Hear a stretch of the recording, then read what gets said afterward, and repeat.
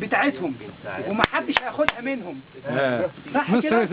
فلازم تستغل كل مميزات قبل العيوب زي ما حصل عندنا في مصر. بعد فعلا ميدان سهل. في بعض المواقف ما تبصلهاش من ناحيه واحده بس، لازم تبص لها بمميزاتها وعيوبها، وايه اللي هينفعك في الموقف ده وايه اللي هيضرك في الموقف ده. واخد بالك يا محمد؟ يعني الموقف ده لازم يستغل كويس جدا. اللي هو ايه؟ صحيح. اللي هو يا محمد ان الارض دي ارضكم، والارض دي محدش ياخدها منكم. واخد بالك؟ جات لك الفرصه انك تقول كده تضيعها منك. وضح لك ده قال لك وضح لك ده فهم ده قال لك النقطه الاخيره عشان نتكلم بقى. فهموه.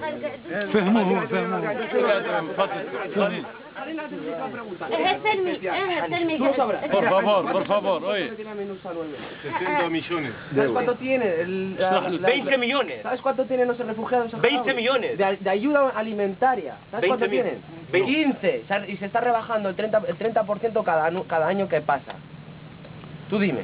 ¿Esto es lógico o no es lógico? No es lógico. Unas personas que comen y otras que están disfrutando de 4x4. No es lógico. No es lógico, tienes razón en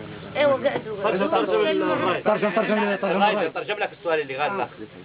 قال له سووا له كم تكاليف ميزانية المينورسو سنويا.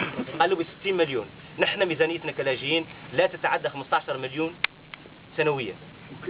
وهذا وكل عام بضغوطات. دي النقطة الأخيرة كنت عايز أنا حضرتك فيها. دي النقطة اللي حضرتك عايز أناقش فيها مع إذنكم. على فكرة يا سيد عايز أقول لكم حاجة مهمة جدا.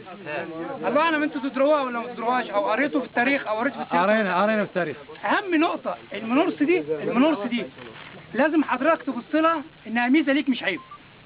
عارف ليه حضرتك؟ لأن المنورس إن لم يتم إنشائها في الصحراء الغربية ده معناه عدم وجود حق للبوليساريو، إنما إنشاء